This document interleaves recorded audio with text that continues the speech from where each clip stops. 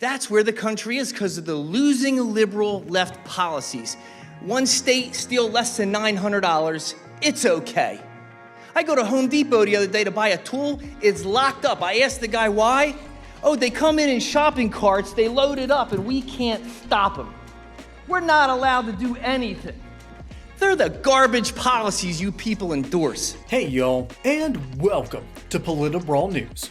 My name is Brian, and this Pennsylvania voter is absolutely outraged and is speaking out against his ridiculous, tyrannical Board of Commissioners who almost refused to certify this election. And boy, do they deserve it. Let's dive in. And I honestly don't know what country I'm living in anymore. You made the statement, of course, you've heard it so many times tonight, people violate the laws anytime they want. And you said it so cavalierly, so arrogantly. Of course, Mr. Harvey voted with you. Can you look at me, please? You disrespected the other voters. Thank you. A little respect. You know, I agree. You don't get punished anymore. That's where the country is because of the losing liberal left policies. One state steal less than $900, it's okay. I go to Home Depot the other day to buy a tool, it's locked up. I asked the guy why. Oh, they come in shopping carts, they load it up, and we can't stop them. We're not allowed to do anything. They're the garbage policies you people endorse, okay? Oh, but you know what? If you're a conservative Christian grandmother and pray outside an abortion clinic, you get 10 years under the FACE Act. That's really fair, isn't it? So let me tell you something. I tried to listen to your apology because everybody deserves a second chance. And you almost had me till you arrogantly rolled your eyes numerous times. It's not hitting with sincerity here, lady. Now, I gotta tell you, thank God on January 20th, there's a new sheriff in town. I know this pains you losing liberals, but you're gonna have to get some TDS training. It's called Trump derangement syndrome. Because there's not gonna be any more DEI. There's no more men and women's sports. There's no more men and women's locker rooms. Can you imagine your junior high daughter, self-conscious about her body, and she has to change or take a shower next to a naked man? These are the sick policies you people endorse. So that's gone. There's not going to be any more rapists and murderers coming over the border. And I just got word that the killer rapist illegal immigrant just got sentenced for killing Laken Riley. See, that's something you should cheer for, guys, not just look at me.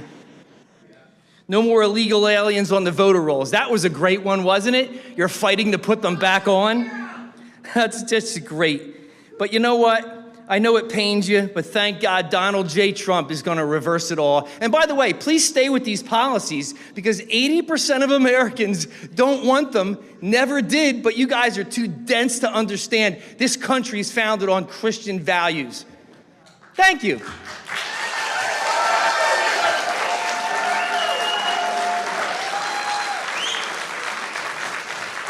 Oh, wow. Man, this is amazing. Just round of applause to this man because he isn't just speaking the truth.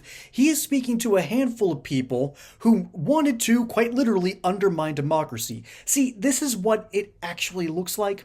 So, back when the election took place and Donald Trump won Pennsylvania, by the way, thank you, Scott Pressler, him turning out the Amish vote because the Amish were being screwed over by federal policies that were specifically put up by Joe Biden. So no wonder Donald Trump won Pennsylvania. But the Board of Commissioners chair at the center of the voting controversy in Bucks County, Diane Ellis Marseglia, tried to walk back her words on Monday because she made that quote at the very beginning that this gentleman was talking about. It's essentially saying that, well, people disregard laws all the time. She is referring to the fact that, well, Donald Trump cheated or tried to cheat last time, so I guess it's okay if we do it this time. Yet, then she quickly expressed as much regret as she possibly could in the press, but no, let's be honest here, she doesn't feel 1 ounce of regret, and this gentleman almost bought what she was selling until he saw her face to face as she's just there rolling her eyes. How dare this pleb, this normal average person, talk back to moi? How dare this little peasant from Pennsylvania talk back to me? I'm queen here. That's the kind of mentality that a lot of these Democrats have. Until the Democrats realize that the party of being rich, white, affluent, and just ivory tower living liberals, until they realize that that is the fundamental problem of their party, they're going to keep losing. Because guys like Donald Trump are going to keep exposing them by their own words, no less, and keep on showing them up for being not only frauds, but actual villains in the story where they think that they're the hero. I think that's the worst part, because this man brings up these policy ideas that, well, we have to lock up certain things in the Home Depot because people keep stealing them, and there's no consequence for that. There's no recourse. Meanwhile, grandma praying by the abortion center gets 10 years in prison. Those things actually happen here in the United States today.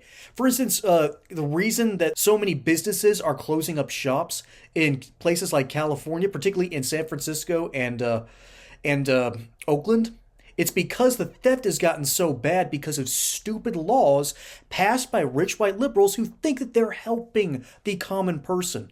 When the reality is the common person needs help building a business and not having their inventory stolen from them.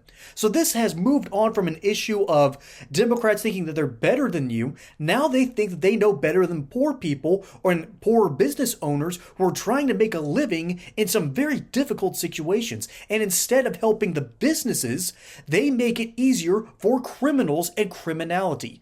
That is the fundamental disconnect that most Democrat politicians have, because deep down, something we've got to start talking about is how Democrats can't govern. And I'm not talking about the Washington Democrats, and I'm talking about Washington State. The Oregon ones, those guys are a little bit squirrely on some issues, but their states actually function properly. So does Vermont and New Hampshire, Maine. These places all function, but it's in states like California, Illinois, New York, where they fully embrace the wokeness, and things, well, go broke. Just for lack of a better phrase. And so this man's pointing out all the insipid ineptitudes that keep on plaguing Democrat-run cities, and in this case, a Democrat-run county, where this woman, by the name of, again, Diane Ellis Marseglia, thought it'd be okay to be glib about breaking the law and not certifying an election, all because her feelings got hurt. Quite simply, she has Trump derangement syndrome, as do most rich white liberals, because either A, they've been force-fed a bunch of horse manure by CNN, MSNBC, and the New York Times, basically any mainstream media or mainstream cable outlet, and they believe it carte blanche, or their worldview is so warped that they have to believe that what is essentially horse manure is a 5-course delicious meal served up by Gordon Ramsay. You either have to be mentally handicapped and believe the nonsense, or you have to be objectively accepting the nonsense because you don't want your worldview completely shattered by reality, by the truth. That is a sad state when people who think that they are above democracy, who are above you and me, making those kinds of decisions. It is absolutely asinine, it is disgusting, and it hurts our country. It's not fair to anyone, including themselves. So these ivory tower liberals, like in this case Diane Ellis Marseglia, who thought that she was above the law, who thought she could get away with her problems, is being confronted, and rightly so, by this gentleman and apparently a tons of other constituents. And you can tell that there's a huge crowd by the cheers back there, and the people who aren't cheering look like they're on his side to begin with. Sort of that silent majority thing going on. These people are fed up, and that's what this election was about, and I think this energy is going to continue for a long, long time. And these rich white liberals and their Democrat allies and all of these elected positions, well, they're going to be in for a world of hurt. Ultimately, I'd normally say bless their hearts, but not in this case. You reap what you sow. Folks, my name is Brian. Hope you enjoyed this segment here on Politburo News. Don't forget to like and subscribe. Catch you on the next one, and until then, y'all have a good one.